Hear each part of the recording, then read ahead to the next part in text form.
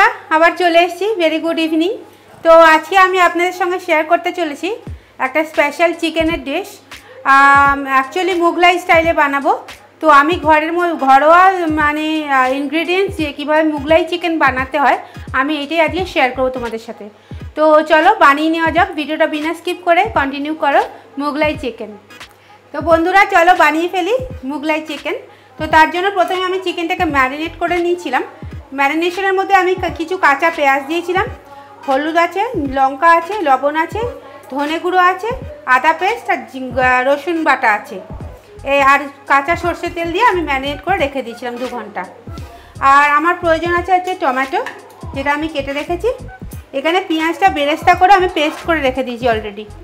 আর এর মধ্যে আছে কাজু আর কিশমিশ বাটা, আর অল্প একটু টক দই লাগবে হচ্ছে ফ্রেশ ক্রিম। আমার হাতে মানে ঘরোয়া গোটা গরম মশলা যেটা আমি রেডি করি সেটা আমি গুঁড়ো করে রেখেছি অলরেডি। আর এখানে নিয়েছি সামান্য একটু ঘি লাগবে আমার রান্নায়, সেই ঘিটাও আমি নিয়ে নিয়েছি। তো চলো বানিয়ে ফেলি মুঘলাই চিকেন। তো আমার এখানে পেঁয়াজ বেরেস্তা করা তেলটা দিয়ে আমি ব্যবহার করছি, যেহেতু এখানে পেঁয়াজটা ভেজেছিলাম ফ্লেভারটা এতেই রয়েছে। তো আমি কিছু গরম মশলা এতে অ্যাড করে দিচ্ছি। গোটা এলাচ দিয়েছি, কিছু তেজপাতা দিলাম, আর অল্প কটা দারচিনি একটু ভেঙে দিলাম। তেলটা একটু গরম হচ্ছে, একটু ভালো করে নাড়াচাড়া করে নিতে হবে যাতে গরম মশলাগুলো পুড়ে না যায়, অথচ যেন গরম হয়ে যায়। হিট করতে হবে, পুড়িয়ে না ফেললেই চললো, কারণ পুড়িয়ে ফেলে ফ্লেভারটা নষ্ট হয়ে যাবে। এরপরে আমি এর মধ্যে দিয়ে দেবো হচ্ছে টমেটো। তো টমেটোগুলো আমি দিয়ে দিচ্ছি বন্ধুরা, বেশ খানিকটা টমেটো আমার লাগবে, আমি দিয়ে দিলাম। একটু ভালো করে টমেটোগুলো মেল্ট হলে বাকি ইনগ্রেডিয়েন্টসগুলো আমি দিতে থাকবো। বন্ধুরা এখানে টমেটোটা অলমোস্ট দেখছো মেল্ট হয়ে গেছে। তো এই অবস্থাতে আমি যে চিকেনটা ম্যারিনেট করা ছিল সেই ম্যারিনেশন চিকেনটা আমি এর মধ্যে দিয়ে দিচ্ছি। আর অ্যাকচুয়ালি আজকে আমার রান্নাঘরটা চেঞ্জ, তোমরা হয়তো ভিডিওটা দেখছো যখন বুঝতেই পারছো। তো আমি অ্যাকচুয়ালি শ্বশুরবাড়ি এসেছি, সানডে বলে কথা। তো এখানেও একটুখানি সময় কাটানো উচিত, তাই চলে এসেছি। তো এখানে আমি আজকে চিকেন তো আমরা কেউ খাচ্ছি না, তো আমাদের যে জামাই আছে আর আমার দিদি আছে, তো ওদের আবদারে আর কি আজকে এই মুঘলাই চিকেনটা বানানো হচ্ছে স্পেশালি। আর আমাদের যেটা বানাবো সেটাও তোমাদের সঙ্গে শেয়ার করবো আজকে আমরা কি খাচ্ছি ভেজের মধ্যে। আর চলো আগে চিকেনটা বানিয়ে নিই, তারপরে ওটাও তোমাদের সারপ্রাইজ রইলো, দেখাচ্ছি আমি সবটাই। তো বন্ধুরা দেখো এখানে চিকেনটা কিন্তু তেল ছাড়া স্টার্ট করে দিয়েছে। তো এবার আমি যেটা অ্যাড করব সেটা হচ্ছে টক দই। অল্প কিছু টক দই আমি ইউজ করব চিকেনটাকে সফটনেসের জন্য আর একটা আলাদা ফ্লেভারের জন্য, যেহেতু মুঘলাই আইটেম একটু টক দই যাবে। আমি এখানে 3 টেবিল স্পুন মতন টক দই ব্যবহার করলাম। আর বন্ধুরা আমি কিন্তু কোনো রকম এসেন্স বা কোনো গোলাপ জল এই সমস্ত কিছু ব্যবহার করব না। সাধারণত ধাবা বা হোটেলে থাকে এর মধ্যে চারমগজ বাটাও থাকে, বাট আমি এখানে কোনো রকম আর্টিফিশিয়াল কিছুই অ্যাড করছি না। তো দেখো এখানে চিকেনটার মধ্যে আমি দইটা অ্যাড করে দিয়েছি, আর একটা ভালো গন্ধ বেরিয়ে গেছে। আশা করছি তোমরা পাচ্ছ না, কিন্তু আমি পাচ্ছি, আর খুব মিস করছি। তোমরা যদি একটুখানি ফ্লেভারটা নিতে পারতে তো হয়তো তোমাদেরও খুব ভালো লাগতো। তো যাই হোক, এখন কিছু করার নেই, তোমাদেরকে খালি বাড়িতে বানিয়ে টেস্ট করে তবেই বোঝা যাবে যে আমি কতটা মানে এটার মধ্যে ফ্লেভার দিতে পেরেছি, কতটা টেস্ট আনতে পারছি এইভাবে রান্না করলে। তো যাই হোক, কথা হতেই থাকবে বন্ধুরা। আর এখন কি করতে হবে, চিকেনটাকে আমি কিন্তু কোনো জল ব্যবহার করব না, যেহেতু দইটা দিয়েছি, দইয়ের একটা আলাদা জল ছাড়ে। তো তার জন্য আমি এটা একটু ঢেকে রাখবো।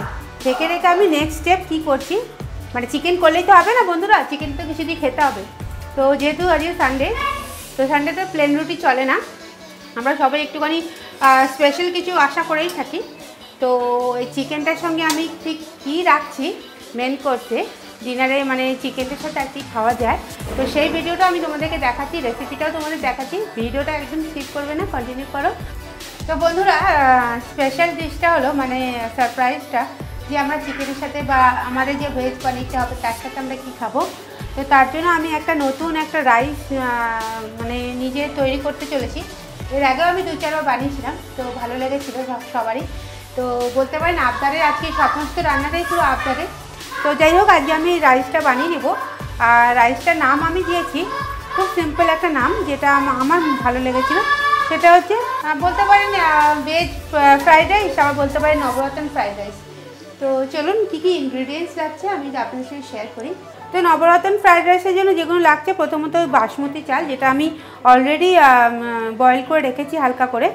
আর এখানে আমার লাগছে কিছু গোটা গরম মশলা, দারচিনি, এলাচ আর তেজপাতা রয়েছে। এখানে আমি পানির ছোট করে পিস করে রেখেছি। আমার লাগবে হচ্ছে কাজু, কিশমিশ, চিনি লাগবে। এখানে আমার হাতে তৈরি গরম মশলা, যেটা আপনারা আমার ডেসক্রিপশন বক্সে গেলেই পেয়ে যাবেন আমি কী কী অ্যাড করেছি এই গরম মশলাটায়। ঘি তো লাগবেই। খোয়া ক্ষীর পাইনি বন্ধুরা, আপনারা খোয়া ক্ষীর পেলে অবশ্যই ব্যবহার করবেন। আমি এখানে গুঁড়ো আমল দুধ ব্যবহার করছি। আর ভেজিসের মধ্যে আমি নিয়ে নিয়েছি যে বিনস, গাজর, ক্যাপসিকাম আর অল্প কিছু কাঁচা লঙ্কা। তো চলুন বানিয়ে ফেলি। তো বন্ধুরা আমি ঘি ব্যবহার করছি, এখানে বেশ খানিকটা ঘি দেবো। পুরো ব্যাপারটা আমি ঘিতেই করছি যাতে টেস্টটা খুব ভালো হয়। তো ঘিটা আমি দিয়ে দিয়েছি, ঘিটা গরম হচ্ছে। এবার আমি এর মধ্যে গরম মশলাগুলো অ্যাড করে দেবো, তেজপাতা, এলাচ আর দারচিনি। আজকে পরিমাণটা একটু বেশি হচ্ছে আমাদের, অ্যাকচুয়ালি এখানে আমাদের পরিবারটা অনেক বড়, তো তার জন্য আমাদের বড় জায়গা লাগছে, একটা বিয়েবাড়ি ফিলিংস আসছে। তো যাই হোক, এখানে গরম মশলাটা আমার হয়ে গেছে অলরেডি। তো আমি একে একে মিক্স করতে থাকবো। তো আমি এবার দিয়ে দিচ্ছি গাজরটাকে ভালো করে একটু নিয়ে নিতে হবে। বন্ধুরা গাজরটা অলমোস্ট হয়ে গেছে, আমি যতটা ঠিক কুক করতে চেয়েছিলাম। তো এবার আমি বিনসগুলোকে অ্যাড করছি, তার সাথে দিয়ে দেবো হচ্ছে ক্যাপসিকামগুলো। কাঁচা লঙ্কাও 2-4টা দিয়ে দিয়েছি। আর রাইসে তো খুব বেশি ঝাল হয় না, যেহেতু এটা একটা ভেজ রাইস, তো অল্প কাঁচা লঙ্কাতে ঠিক আছে। তো বন্ধুরা এখানে বিনস আর গাজর মোটামুটি হয়ে গেছে। তো আমি পনিরগুলোকে অ্যাড করে দিচ্ছি। পনিরগুলো খুব বেশি ফ্রাই করব না, হালকা ফ্রাই করব। এখানে মিক্সিংটা করে নিয়ে হবে। কিশমিশ, বেশ খানিকটা কিশমিশ দিয়েছি। আর এতটা পরিমাণ কাজু, এগুলো আপনারা নিজেদের পছন্দ মতন বেশিও দিতে পারেন। ড্রাই ফ্রুট সব রকমই দেওয়া যেতে পারে। ভীষণ ভালো একটা টেস্ট আসছে, এত ভালো একটা স্মেল আসছে। তো মানে স্মেলটা তো আমি শেয়ার করতে পারছি না, এটা আমি খুবই দুঃখিত। কিন্তু যদি একবার পারতাম হয়তো খুব ভালো লাগতো। তো তার জন্যই বলছি যে তোমরা আমার চ্যানেলটাকে অবশ্যই সাবস্ক্রাইব করো, যাতে আমি 5000 সাবস্ক্রাইবার খুব তাড়াতাড়ি পেয়ে যাই। আর তোমাদের মধ্যে থেকে 10 থেকে 15 জনকে আমি আমার সাথে একটা দিন কাটাতে পারি।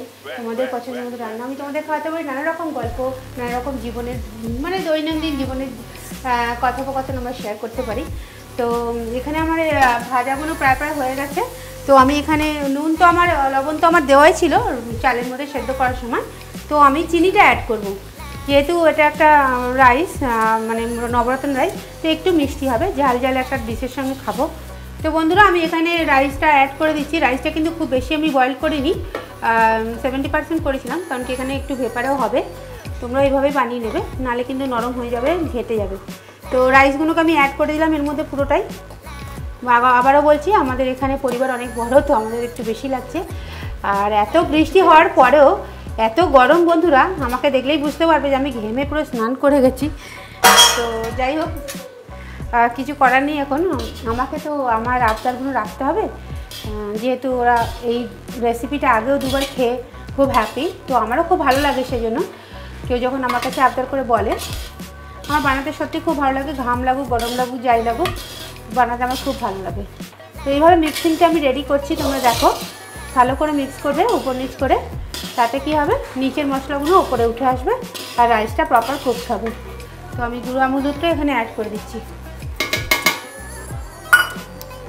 আর আমি যে বলেছিলাম যে আমি একটা গরম মশলা ঘরেই বানাই, আমি কোনো গরম মশলা কিনি না, গোটা গরম মশলা বানিয়ে আমি সেটাকে গুঁড়ো করে নিই। তো তোমরাও কিন্তু এভাবেই করবে, দেখবে দোকানের থেকে অনেক বেশি ফ্লেভার এই গরম মশলায় থাকে। আর আবারও বলছি, যদি এই গরম মশলার রেসিপি চাও তো আমার ডেসক্রিপশন বক্সটা ফলো করবে, ওখানে আমি সমস্ত কিছু দিয়ে দেবো। তো গরম মশলাটা আমি এখানে অ্যাড করছি। আর এখন দেবো হচ্ছে ওপর থেকে অল্প আরেকটু ঘি। তো বন্ধুরা চিকেনটা অলমোস্ট এখানে কুকড হয়ে গেছে, সফট হয়ে গেছে। তো আমি এর মধ্যে বাকি ইনগ্রিডিয়েন্টসগুলো দেবো, সেটা হচ্ছে যে কাজু আর কিশমিশ বাটা ছিল, সেটা আমি অ্যাড করে দিচ্ছি এখন এর মধ্যে সম্পূর্ণটাই। তো এবার আমি অ্যাড করে দেবো হচ্ছে ফ্রেশ ক্রিম, যেহেতু মুগলাই আইটেম একটুখানি এই সমস্ত কিছু দিতে লাগে, তো ফ্রেশ ক্রিমটা অ্যাড করে দিচ্ছি। তো এবার আমি দিয়ে দিচ্ছি হচ্ছে গরম মশলাটা। তো বন্ধুরা দেখতেই পাচ্ছ এই স্টেজে এসে গেছে, প্রায় নামানোর সময় হয়ে গেছে, অলমোস্ট ডান হয়ে গেছে। তো আর তাছাড়া এখানে একজন টেস্টার দাঁড়িয়ে রয়েছে অনেকক্ষণ ধরে টেস্ট করবে বলে, পারলে কাঁচাই খেয়ে নেয়, কিন্তু কাঁচা তো খাওয়ানো যায় না চিকেন। তো এখন আমি দিতে পারি তাকে, এবার সে খেয়ে তোমাদের সঙ্গে শেয়ার করবে যে আলটিমেটলি আগে যেরকম খেয়েছিল সেরকম হয়েছে না তার থেকেও বেশি ভালো হয়েছে বা খারাপ হয়েছে। হ্যাঁ, একটা স্পুন আপনার লাগবে আমি জানি।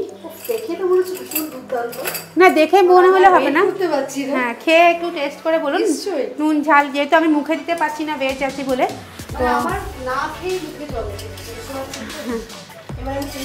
তো লবণ ঝাল